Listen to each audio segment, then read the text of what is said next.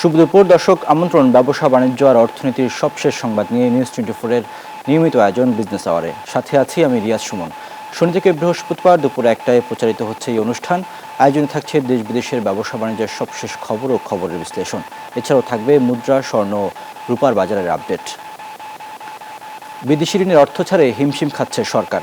প্রকল্প বাস্তবায়নের দুর্বলতার কারণে বিদেশি ঋণের অর্থ ছাড়ে হিমশিম খেতে হচ্ছে সরকারকে। চলতি 2025-26 অর্থ বছরের প্রথম মাস জুলাইয়ে বিদেশি ঋণের অর্থ ছাড় হয়েছে $20 কোটি।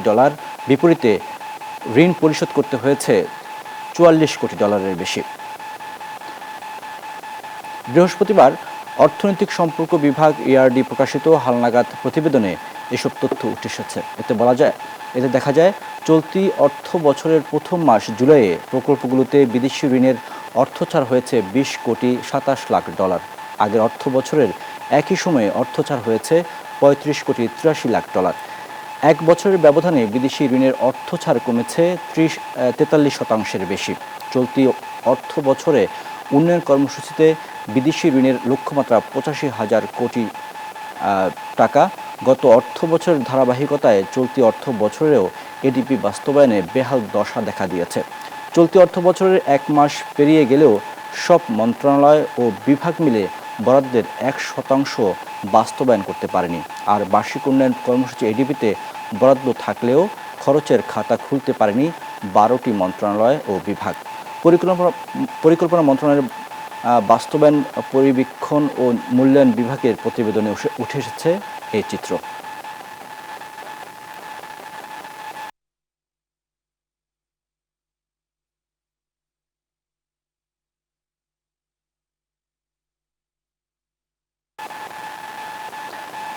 দর্শক, এই বিদেশি ঋণ পরিশোধের যে চ্যালেঞ্জ বা ঋণ পরিশোধ করতে হচ্ছে বেশি কিন্তু অর্থ ছাড় হচ্ছে কম, এই বিষয়টি নিয়ে আমরা আজ আলোচনা করতে চাই। আমাদের সাথে যুক্ত আছেন মাসরুর রিয়াজ, চেয়ারম্যান ও প্রধান নির্বাহী কর্মকর্তা, পলিসি এক্সচেঞ্জ বাংলাদেশ। আপনাকে স্বাগত জানাচ্ছি আমাদের আজকের আলোচনা পর্বে। আপনি নিশ্চয়ই আমাদের রিপোর্টে দেখতে পেয়েছেন যে প্রকল্প বাস্তবায়নের দুর্বলতার কারণে বিদেশি ঋণের অর্থ ছাড়ে হিমশিম খাচ্ছে সরকার, যেটিতে বলা হয়েছে যে অর্থ ছাড় হয়েছে $20 কোটি, সুদসহ ঋণ পরিশোধ করতে হয়েছে $44 কোটি বেশি।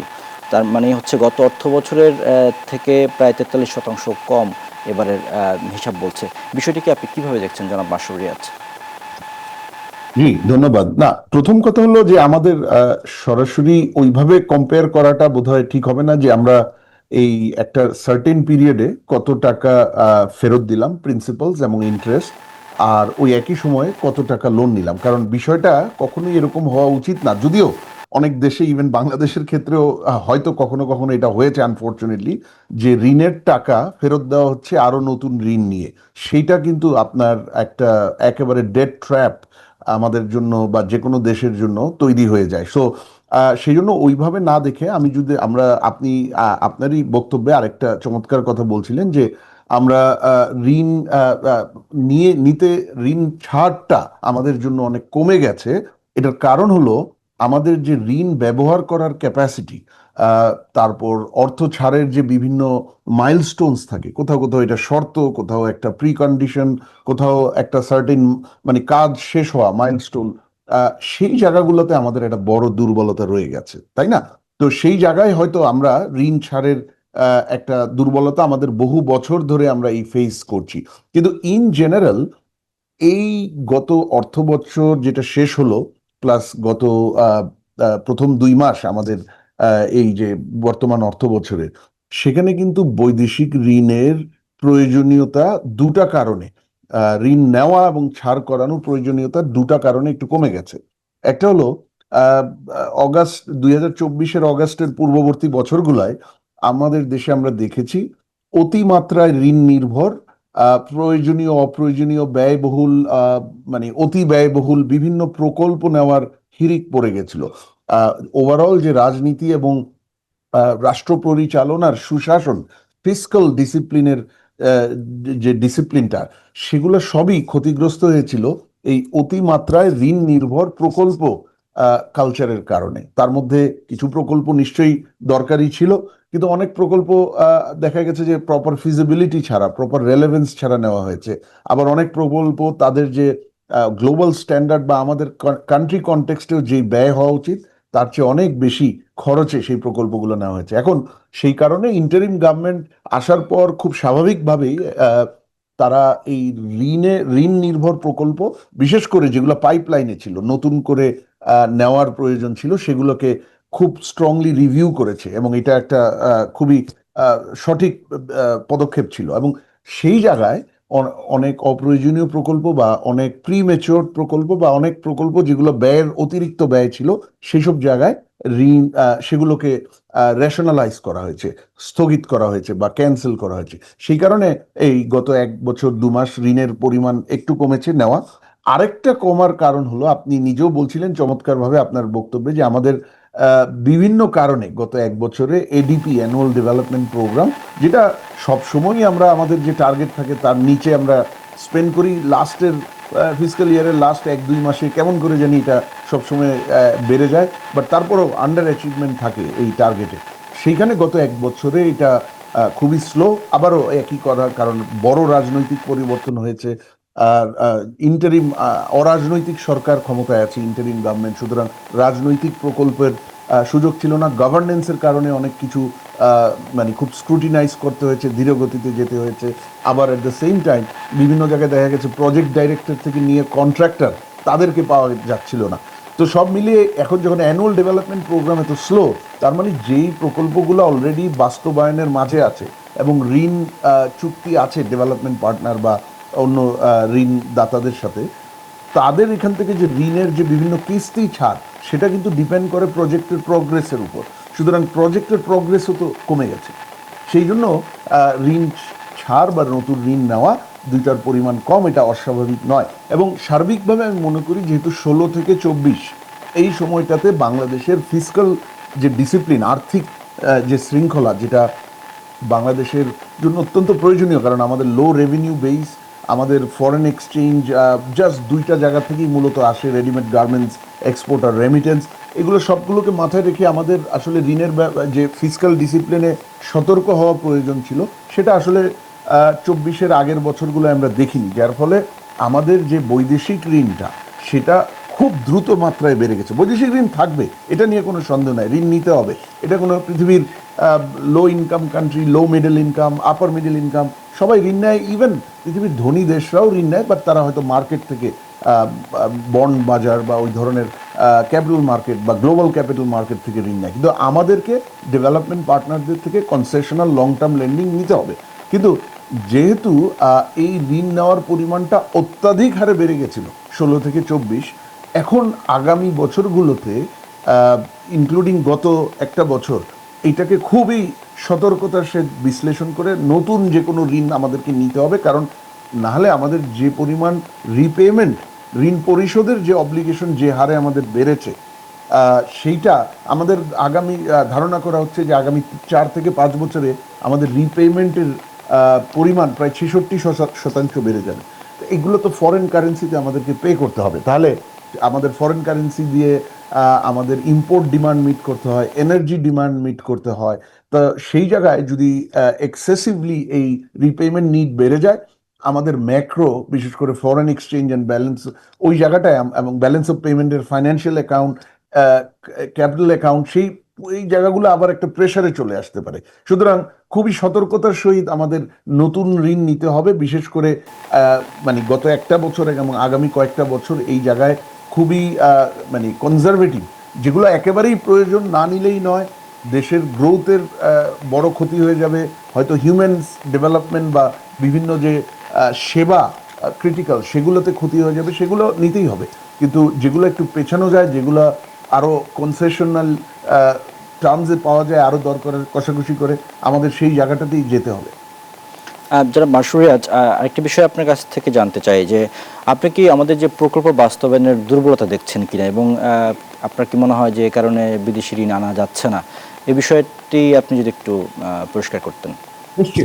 নিশ্চিতভাবে দুর্বলতা আছে প্রকল্প বাস্তবায়নে আমাদের। এইটা তো আমাদের বহু বছরের পুরনো প্রবলেম। সেটা হয়তো রিসেন্ট বছরগুলোতে আরো জোরালো হয়েছে, কারণ এই দিকটায় আসলে একেবারেই নজর দেওয়া হয়নি।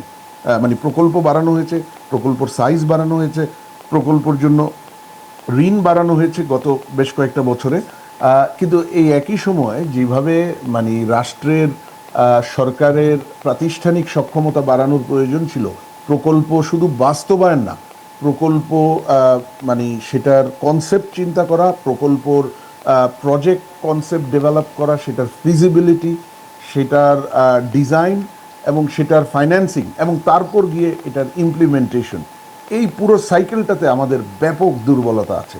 এবং দুর্বলতার একটা অংশ হলো, বড় অংশ হলো কারিগরি, কারিগরি জ্ঞান বা কারিগরি যে বিভিন্ন মেকানিজম, সেগুলো আমরা যেগুলোকে আমরা বলি টেকনিক্যাল টুলস বা সিস্টেম্যাটিক টেকনিক্যাল অ্যাসেসমেন্ট ফ্রেমওয়ার্ক, সেই জায়গাগুলোয় দুর্বলতা আছে। এই মানে হয়তো দেখা যায় যে আমাদের যেখানে ইঞ্জিনিয়ার প্রয়োজন ইঞ্জিনিয়ার আছে, যেখানে হয়তো ধরেন কৃষি বিশেষজ্ঞ প্রয়োজন সেটা আছে। কিন্তু সার্বিকভাবে যে প্রকল্প, বিশেষ করে পাবলিক ফাইন্যান্স বা সরকারি অর্থায়নে সরকারি প্রকল্পকে যেভাবে প্যাকেজ করতে হয়, সেটার জন্য যে public sector investment expertise, public sector project development and project management expertise, সেই জায়গায় আমাদের বড় দুর্বলতা আছে। দ্বিতীয় দুর্বলতা হলো বাস্তবায়নের সময়, মানে দ্বিতীয় দুর্বলতা হলো পুরো আর্থিক সরকারি প্রকল্পের পুরো আর্থিক ডিসিপ্লিন এবং আর্থিক কাঠামোতে।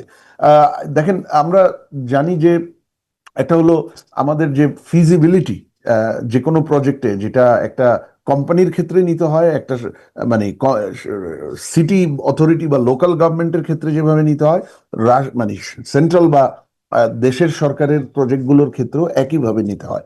সেই ফিজিবিলিটি অ্যানালিসিস, সেখান থেকে নিয়ে প্রজেক্টের যে ফাইন্যান্সিং এবং ফাইন্যান্সিং এর মানে বিভিন্ন দিক, সে cost of finance, source of finance, tenure of finance, negotiation, এগুলো সব জায়গায় একটা বড় দুর্বলতা আছে। দেখা যায় আমরা ফিজিবিলিটির দুর্বলতা থাকায় অফটেন আমরা ভুল প্রজেক্টে চলে যাই। ভুল ফিজিবিলিটি অনেক সময় লো থাকলেও বিভিন্ন ধরনের ইন্টারভেনশনের মাধ্যমে সেই ফিজিবিলিটিটাকে স্ট্রেংথেন করা যায়, সেগুলোর ব্যাপারে আমরা পিছিয়ে থাকি। আর ওই যে আর্থিক যে পুরো ডিজাইন, সেই জায়গাটায় আমাদের প্রায়ই একটা বড় সমস্যা থাকে। এবং যেটা আমি বললাম, হয়তো 16-17 সালের পর থেকে দেখা গেছে আমাদের ওই ঋণ নির্ভর, অতিমাত্রায় ঋণ নির্ভর ও মানে প্রজেক্ট ডেভেলপমেন্ট ফ্যাসিনেশন চলে এসেছিল। সেটার কারণে অনেক নন কনসেশনারি ঋণের সংখ্যা আমাদের বেড়েছে অনুপাত, আমাদের সাপ্লায়ার্স ক্রেডিটের সংখ্যা বেড়েছে অনুপাতে টোটাল ঋণের। তো এগুলো কিন্তু হার্ড টার্ম লোন হয়, ইন্টারেস্ট বেশি, নাহলে বিভিন্ন শক্ত শর্ত থাকে, অথবা টেনিওর কম থাকে। তো তার মানে সেকেন্ড দুর্বলতাটা আমাদের হচ্ছে ওভারঅল ফাইন্যান্সিং ম্যানেজমেন্টে। আর তৃতীয় দুর্বলতাটা হচ্ছে সুশাসন, সেখানে ট্রান্সপারেন্সি, দুর্নীতি, মানে এবং রাজনৈতিক হস্তক্ষেপ, এই তিনটা জায়গাও আমাদের প্রজেক্ট ম্যানেজমেন্ট, আমাদের প্রকল্প বাস্তবায়নে সরকারি পর্যায়ে একটা বড় বাধার সৃষ্টি করে। সো এই কারিগরি দক্ষতার অভাব বা কারিগরি যে সিস্টেম্যাটিক যে বিভিন্ন টুলস আছে, সেগুলার প্রয়োগের অভাব একটা বিষয়। দ্বিতীয়, প্রকল্পের অর্থ ব্যবস্থাপনা, সেটার অভাব। তৃতীয়ত হলো আমাদের সুশাসন এবং রাজনৈতিক হস্তক্ষেপ, এই দুটা মিলে প্রজেক্ট বাস্তবায়নের কোয়ালিটি পড়ে যাওয়া, এইটা আমাদের বহু বছরের প্রবলেম। এইটা আমরা আশা করছি যে ঠিক হবে। গত এক বছরে এটার ব্যাপারে আমাদের অনেক উচ্চ আশা ছিল। হ্যাঁ, এটা ঠিক যে রাজনৈতিক হস্তক্ষেপ বন্ধ হয়েছে, বা কোনো বড় বড় বিশেষ গোষ্ঠীকে কেন্দ্র করে বড় প্রজেক্ট, মেগা প্রজেক্ট, সেগুলো বন্ধ হয়েছে। কিন্তু ওভারঅল এই যে প্রকল্প বাস্তবায়নের সক্ষমতার যে ব্যাপক দুর্বলতা, সেটাকে, সেই ঘাটতিটা পূরণের জন্য যে ব্যবস্থা নেওয়া দরকার ছিল, সংস্কারগুলো নেওয়া দরকার ছিল, আনফর্চুনেটলি সেগুলো এখন পর্যন্ত আমরা দেখছি না। বাসুরিয়াজ, আমরা দেখতে পাচ্ছি যে জুলাই মাসের হিসেবে ঋণ প্রতিশ্রুতি আগের বছরের তুলনায় কিছুটা বেড়েছে। এটি আমরা কিভাবে কাজে লাগাতে পারি? না, এটা তো ঋণ প্রতিশ্রুতি বেড়েছে একটা ভালো স্টেপ, মানে ওয়ান গুড ডেভেলপমেন্ট, কিন্তু এটা আমাদের যে সার্বিক প্রয়োজন তার মধ্যে মাত্র একটা অংশ এটা। ঋণ প্রতিশ্রুতি বাড়লেই যে আমরা সেটা দ্বারা অটোমেটিক্যালি উপকৃত হব, সেই ঋণ পাবোই, সেই ঋণের সময় মতো পাবো, সেই ঋণের সদ্ব্যবহার করতে পারবো, নট গ্যারান্টিড। এটা আমাদের নিজেদের প্রস্তুতি, আমাদের সক্ষমতা, আমাদের প্রজেক্ট ম্যানেজমেন্ট স্ট্র্যাটেজি, মানে এই রাষ্ট্রীয় প্রজেক্ট ম্যানেজমেন্ট স্ট্র্যাটেজি, সেটার ভিশন, সেটার ব্যাপারে আমাদের যে কৌশল, এগুলোর উপর নির্ভর করবে। এখন প্রতিশ্রুতি বেড়েছে, এটা যদি আমরা আনতে পারি, তা আমি আশা করব যে এই এই প্রতিটা প্রতিশ্রুতি যেই প্রজেক্টগুলো বেড়েছে, এর প্রতিটা প্রজেক্টই অত্যন্ত সুচারুভাবে বিশ্লেষণ করা হয়েছে গত এক বছরে। এটা আমি আমি এটা আমার হোপ বা আমার এক্সপেকটেশন, যেহেতু আমি বলছিলাম যে 24শে অগাস্টের আগের বছরগুলোতে অতিমাত্রায় অলমোস্ট মানে মানে বাধাহীনভাবে ঋণ নির্ভর প্রজেক্ট নেওয়া হয়েছে, অতিমাত্রায় প্রজেক্ট নেওয়া হয়েছে। সুতরাং এই ঋণের ব্যয়, ঋণের পরিশোধের যে চাপ, এটাকে একটা স্বাভাবিক জায়গায় আনতে গেলে আমাদেরকে উই হ্যাভ টু এনশিওর যে আমরা কোনো অপ্রয়োজনীয় লোন নিচ্ছি না, আমরা কোনো অতিরিক্ত ব্যয়ের যেই ব্যয় থাকা উচিত না বা কমানো সম্ভব সেরকম ব্যয়ের প্রজেক্ট নিচ্ছি না। সেই দিক থেকে আমি আশা করব এই যে প্রতিশ্রুতিগুলো পাওয়া গেছে মানে অ্যাডিশনাল, সেইগুলো প্রত্যেকটাই এমন প্রজেক্টের জন্য যেগুলো বাংলাদেশের জন্য অত্যন্ত প্রয়োজনীয়, ইকোনমিক বা হিউম্যান রিটার্নস হাই। দ্বিতীয়ত, এগুলোকে প্রপার বিশ্লেষণ এবং পরীক্ষার মাধ্যমে, ফিজিবিলিটি টেস্টের মাধ্যমে এগুলোকে নেওয়া হয়েছে। এবং তৃতীয়ত, এগুলোর যে ফাইন্যান্সিং এবং এগুলোর যে বিভিন্ন খরচের খাত, এগুলোকে গভীরভাবে বিশ্লেষণ করে এগুলো ঠিক করা হয়েছে। আমি প্রথম, যদি সেটা হয়ে থাকে তাহলে সেটাই হবে আমাদের প্রথম বেনিফিট, যে আমরা রাইট প্রজেক্টে রাইট কস্টে, মানে রাষ্ট্রের যে আর্থিক শৃঙ্খলা, ফিসক্যাল ডিসিপ্লিন, সেটাকে মাথায় রেখে আমরা এই ঋণগুলো চুক্তি সই করেছি, যেটার ভিত্তিতে হয়তো প্রতিশ্রুতি বা কমিটমেন্ট দুটোই পাওয়া গেছে, মানে কনফার্ম কমিটমেন্ট। কিন্তু দ্বিতীয় বেনিফিটটা, জি মাসুরি, একটা বিষয় একটু আপনার সাথে যুক্ত করতে চাই, সেটা হচ্ছে যে আপনি ঋণ পরিশোধের কথা বলছিলেন, আমরা কি ঋণ পরিশোধের জায়গা কি সঠিক পথে হাঁটছে কিনা? ইতিমধ্যে তো আমরা দেখতেই পেলাম যে আমাদের অর্থচার হচ্ছে $20 কোটি, অন্যদিকে আমাদের ঋণ পরিশোধ করতে হচ্ছে সুদসহ $44 কোটি এই মাসে। তো সেই জায়গাটাতে আমরা কি সঠিক পথে হাঁটছে কিনা বাংলাদেশ? না, দেখেন, বাংলাদেশের কিন্তু সুনাম আছে ঋণ পরিশোধের, আন্তর্জাতিক ঋণ পরিশোধ সময় মতো এবং ঠিক চুক্তি মতো আমরা পরিশোধ করে গেছি। বিভিন্ন দেশ, মানে দাতা সংস্থা, দেশ, তাদের ঋণগুলো, এটার ব্যাপারে বাংলাদেশের সুনাম আছে। এখন প্রশ্ন হলো যে আপনার কোয়েশ্চেন, যে প্রশ্নটা সঠিক পথে হাঁটছি নাকি, সেটার যেই অ্যাঙ্গেলটা আমি ফোকাস করতে চাই, মানে সঠিক কোন দৃষ্টিকোণ থেকে, আমি বলতে চাই যে এটা সঠিক পথে হাঁটার দৃষ্টিকোণটা এই মুহূর্তে যেটা সবচেয়ে রেলেভেন্ট, সেটা হলো যে আমরা যেহেতু আমাদের 7 থেকে 8 বছরের মধ্যে, মানে 24 সালের আগের 7 থেকে 8 বছরের মধ্যে আমাদের ফরেন ডেট প্রায় দ্বিগুণ হয়ে গেছে, মানে বৈদেশিক ঋণ। এবং সেই কারণে মানে অতি দ্রুত, মানে যেইটা প্রয়োজন বা যেটা মানে সামগ্রিক আর্থিক বিশ্লেষণে যেই গতিতে যাওয়া উচিত ছিল তার চাইতে অনেক বেশি গতিতে এটা বৃদ্ধি পেয়েছে। এখন এর ফলে আমাদের মানে পরিশোধের যে চাপ, সেইটা বেড়েছে।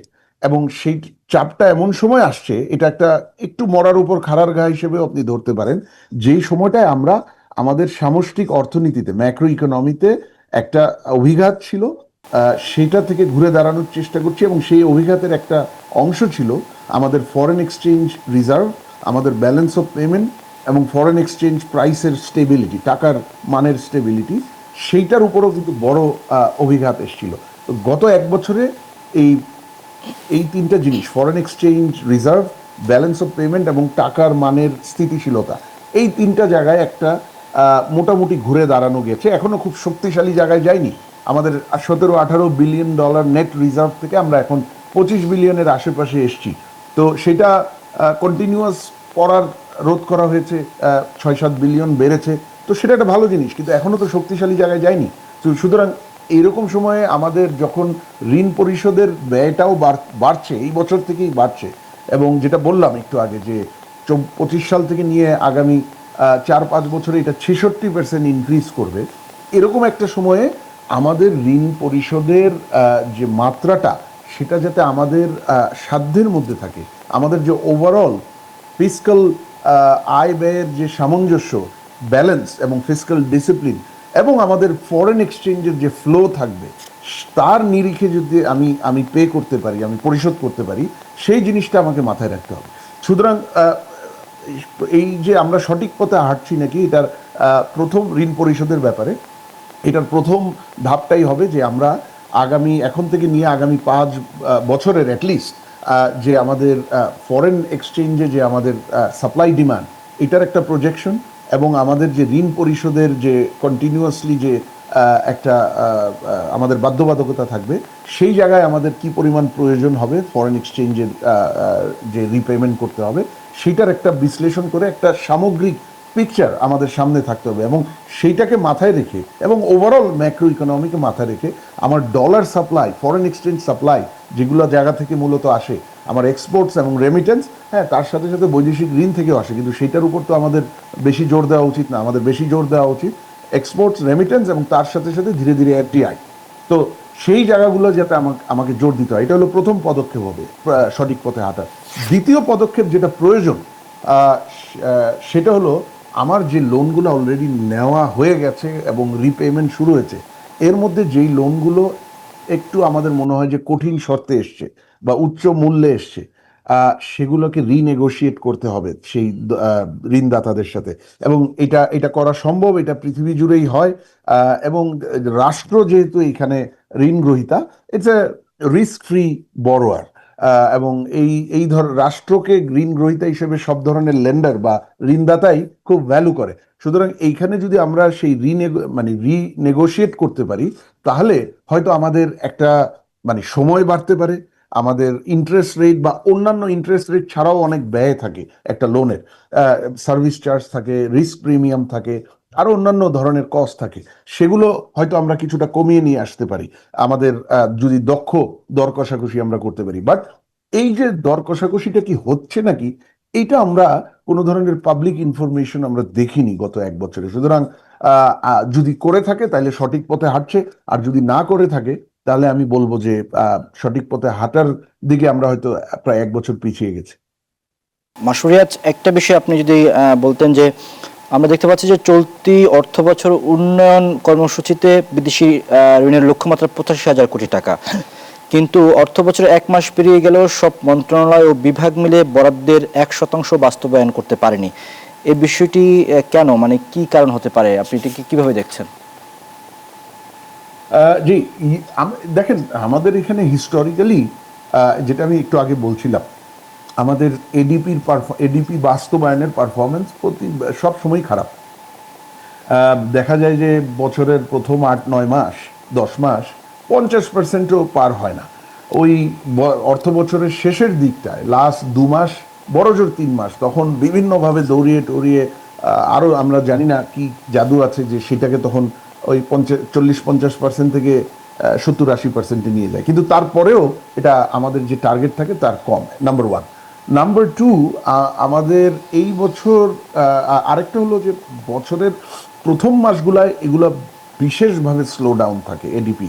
এটার একটা কারণ হলো যে অর্থ বছরের শুরুতেই যে বাজেট বরাদ্দ হয়, সেই বাজেটগুলো ছাড় করার ক্ষেত্রে কিছু ব্যুরোক্রেটিক হার্ডলস থাকে, রেড টেপস থাকে সরকারের ইন্টারনাল, হ্যাঁ, বা কন্ট্রাক্টরদের জন্য রেড টেপস থাকে যারা প্রকল্প বাস্তবায়নে থাকে। সুতরাং এই জুলাই মাসে বাজেট অর্থ বছর যখন শুরু হয়, বাজেট অ্যালোকেশন অ্যাপ্রুভড হয় জুনের শেষে এসে, সেইটাকে ছাড় করতে করতে দেখা যায় যে কয়েক মাস লেগে যায়। সুতরাং এই জায়গায় যে বাজেট এক্সিকিউশন, আমাদের বাজেট প্ল্যানিং অ্যান্ড এক্সিকিউশন বলে একটা দিক আছে কমপ্লিট আমাদের ফিসক্যাল ম্যানেজমেন্টে। সো এই বাজেট এক্সিকিউশন এবং রিসোর্স অ্যালোকেশন, এই জায়গায় বোধহয় বড় রিফর্মের প্রয়োজন আছে এটাকে সিম্পলিফাই করার জন্য। এবং এটা কিন্তু গভর্নমেন্টের ভেতরেই ব্যারিয়ার, হলো আপনি একটা অর্থ বিভাগ থেকে মন্ত্রণালয় কিভাবে টাকা পাবে, মন্ত্রণালয় থেকে তার অধীনস্থ ডিপার্টমেন্টগুলো কিভাবে টাকা পাবে, প্রজেক্টসগুলো কিভাবে টাকা পাবে, প্রকল্পগুলো, এই পুরো জায়গাটায় একটা বোধহয় সিম্পলিফিকেশনের, মডার্নাইজেশন এবং সিম্পলিফিকেশনের প্রয়োজন আছে। এটা পাবলিক ফাইন্যান্সের সাথে যুক্ত।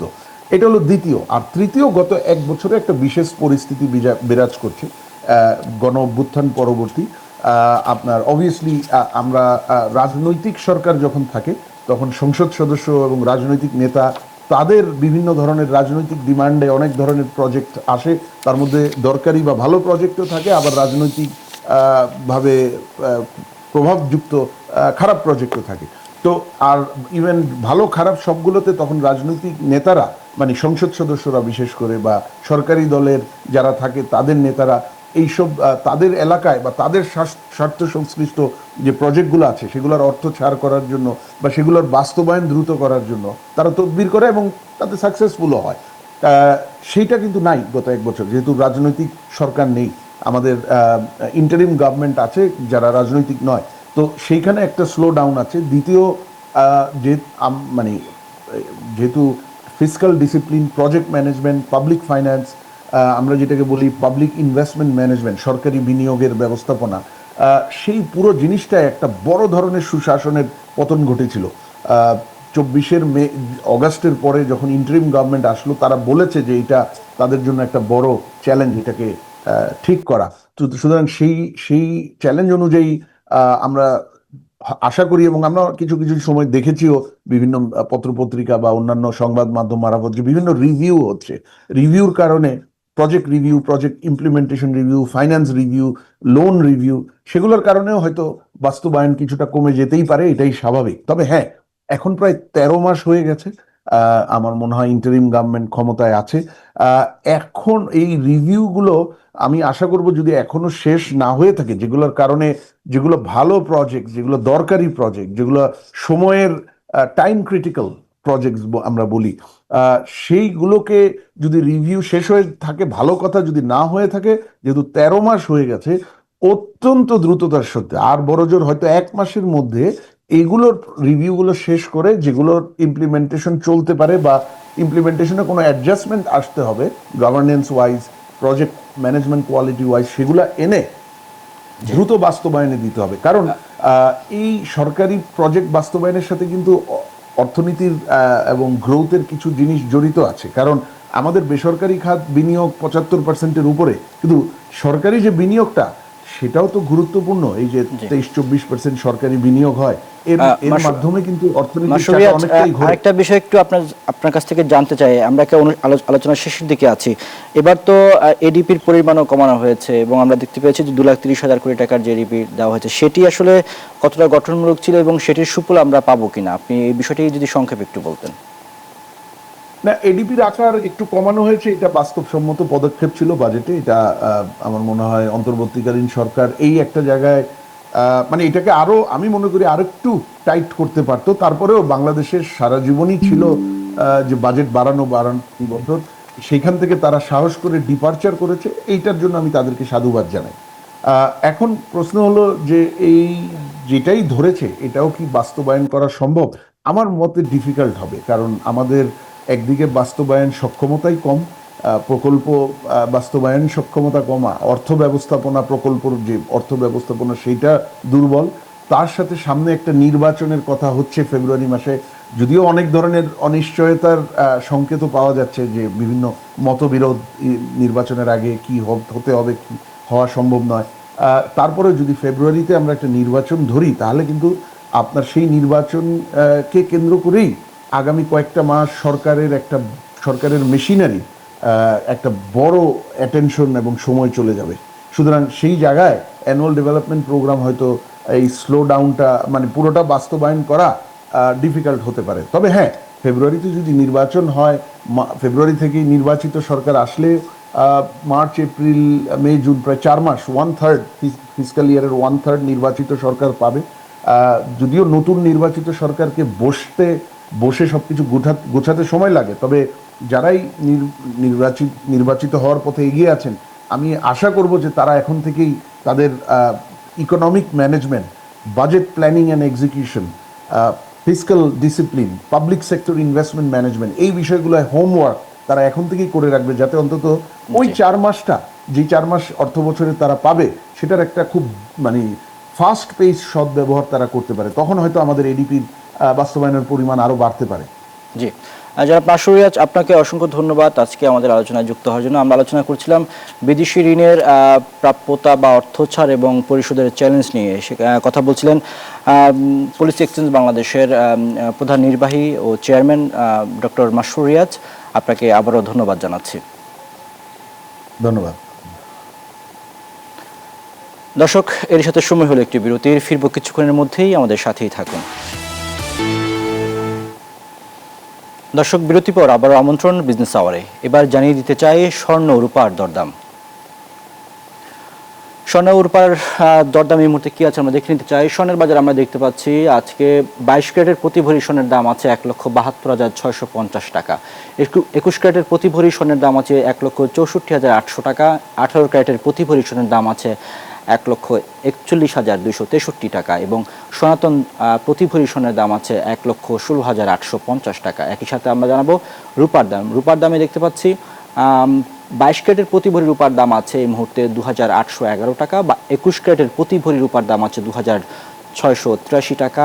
18 ক্যারেটের প্রতি ভরি রূপার দাম আছে 2,298 টাকা এবং সনাতন রূপার দাম 1,726 টাকা।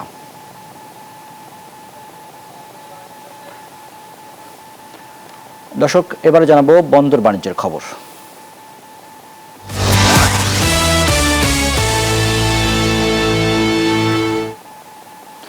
আধুনিক যন্ত্রপাতির সংযোজন ও আধুনিকায়নের ছোঁয়ায় এগিয়ে যাচ্ছে চট্টগ্রাম বন্দর। ফলাফল হিসেবে অতীতের সব রেকর্ড ছাড়িয়ে এরই মধ্যে 32,96,000 টিভিএস হ্যান্ডেলিং করেছে প্রতিষ্ঠানটি, আর কার্গো হ্যান্ডেলিং করেছে 13,07,00,000 মেট্রিক টন। সংশ্লিষ্টরা বলছেন, কন্টেইনার পরিবহনে বিগত 48 বছরের ইতিহাসে এটি সর্বোচ্চ। জুলাই গণঅভ্যুত্থান, প্রাকৃতিক দুর্যোগ সহ নানা প্রতিবন্ধকতার পরও গেল অর্থ বছরে বন্দরের এমন সাফল্য খুশি ব্যবসায়ীরা।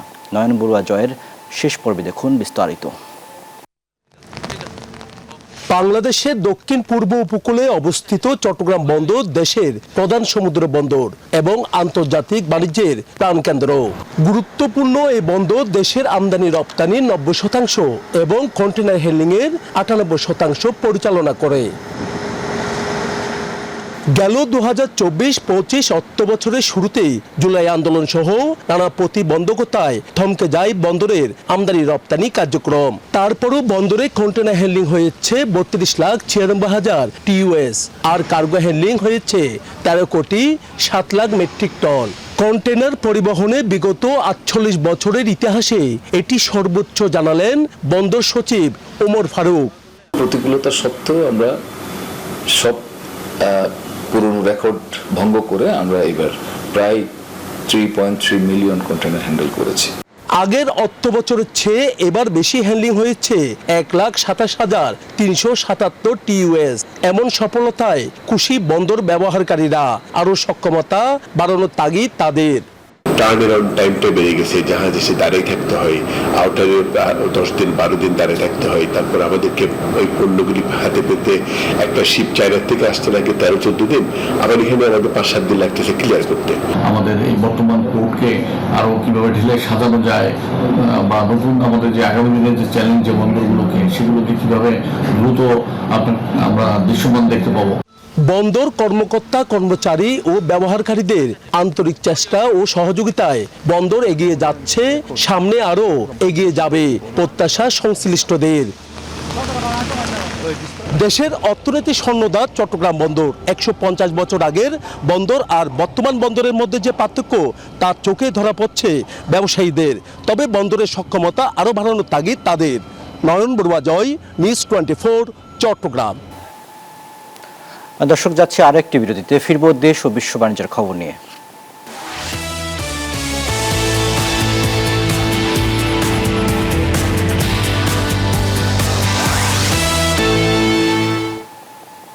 ভরা মৌসুমে নোয়াখালীর হাতিয়ার মেঘনায় মিলছে না কাঙ্ক্ষিত ইলিশ।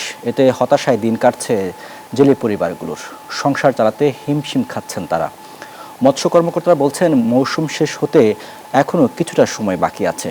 শেষ দিকে মাছের সরবরাহ বাড়বে। আকবর হোসেন সোহাগের তথ্যচিত্র দেখুন ডেস্ক রিপোর্ট। এপ্রিল থেকে আগস্ট পর্যন্ত ইলিশের ভরা মৌসুম। নোয়াখালীর হাতিয়া দ্বীপের অন্তত বড় 30টি ঘাটের ছোট বড় প্রায় 30,000 জেলে নৌকায় করে নদীতে মাছ শিকারে যান, কিন্তু ফিরতে হচ্ছে এখন শূন্য হাতে। নদীতে যেতে প্রতিদিন যে ব্যয় হচ্ছে তাতে আর্থিক দেনার পরিমাণ বাড়ছে প্রতিনিয়তই। তাই অনেক পরিবার দৈনন্দিন ব্যয় মেটাতে হিমশিম খাচ্ছেন। জাটকা নিধন ও ট্রলি জাহাজকে দায়ী করছেন জেলেরা। মাছ কম, মাছের ডাঙর যে ফসলের থেকে ফুসতেছে না। মা মাছগুলো যখন আপনার হয় নদীতে তখনই অভিযান পরিচালনা করা উচিত, যার কারণে ডিমগুলা সঠিক সময়ে ছাড়তে পারে। ট্রলিং এর কারণে সর্বমাসের প্রজাতি মাছগুলা ধ্বংস হয়ে যাইতেছে।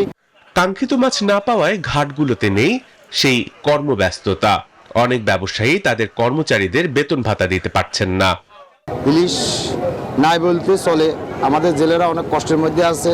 প্রতিনিয়ত যে নদীতে যাওয়া হয়, যে সবিলটা নেওয়া হয়, সেই সবিলটা উঠে না।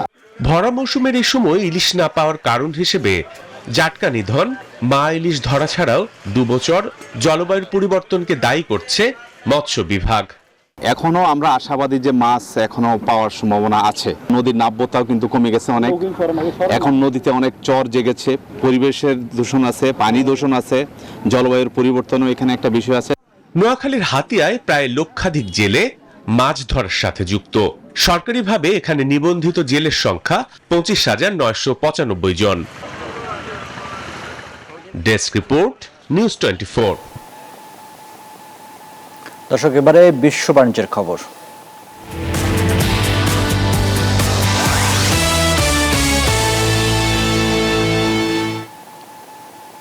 বিভিন্ন দেশের উপর ডোনাল্ড ট্রাম্পের আরোপিত অতিরিক্ত শুল্কের বেশিরভাগই অবৈধ, এমন রায় দিয়েছেন যুক্তরাষ্ট্রের আপিল আদালত। এছাড়া অতিরিক্ত শুল্ক প্রত্যাহারের আদেশও দেওয়া হয়েছে, তবে এখনই স্থগিতাদেশ দেওয়া হয়নি। আগামী 14 অক্টোবরের পর এই রায় কার্যকর হবে। শুক্রবার এই আদেশ দেন আদালত। অবশ্য এ নিয়ে লড়াইয়ের কিছু দিনের সময় পেয়েছেন প্রেসিডেন্ট ট্রাম্প। এর মধ্যে ওই রায়কে চ্যালেঞ্জ করে সুপ্রিম কোর্ট পিটিশন দায়ের করার বার্তা দিয়েছেন মার্কিন প্রেসিডেন্ট। বিভিন্ন দেশের উপর চড়া শুল্ক আরোপ করে ডোনাল্ড ট্রাম্প বিশ্বে যে বাণিজ্য যুদ্ধ শুরু করেছেন তাতে বড় ধাক্কা খেলেন তিনি। শুক্রবার যুক্তরাষ্ট্রের আপিল আদালতের রায়ে বলা হয়, তার আরোপিত অতিরিক্ত শুল্কের বেশিরভাগই অবৈধ। আদালত আরও বলেছেন, যুক্তরাষ্ট্রের ইন্টারন্যাশনাল ইকোনমিক পাওয়ার্স অ্যাক্ট আইনের অপব্যবহার করেছেন মার্কিন প্রেসিডেন্ট। ওই রায়ে ট্রাম্প প্রশাসনকে অতিরিক্ত শুল্ক প্রত্যাহারের আদেশও দিয়েছেন আদালত, তবে এখনই স্থগিতাদেশ দেননি। এতে ট্রাম্পের বহুল আলোচিত পররাষ্ট্র ও বাণিজ্য নীতি আইনি চ্যালেঞ্জের মুখে পড়ল বলে মনে করা হচ্ছে। যদিও এরই মধ্যে এই রায়কে চ্যালেঞ্জ করে সুপ্রিম কোর্টে পিটিশন করার বার্তা দিয়েছেন ডোনাল্ড ট্রাম্প। এর জন্য বেশ কিছুদিন সময়ও পেয়েছেন তিনি। আগামী 14 অক্টোবর ওই রায় কার্যকর হবে। দ্বিতীয় মেয়াদে মার্কিন মসনদে বসার পরেই বিভিন্ন দেশের উপর চড়া হারে শুল্ক আরোপ করেন ট্রাম্প। এখন পর্যন্ত সর্বোচ্চ ভারত ও ব্রাজিলের উপর 50% শুল্ক চাপান তিনি। আসমাতুলি, নিউজ 24। দর্শক, এই ছিল বিজনেস আওয়ারের আজকের আয়োজন। সাথে থাকার জন্য ধন্যবাদ সবাইকে।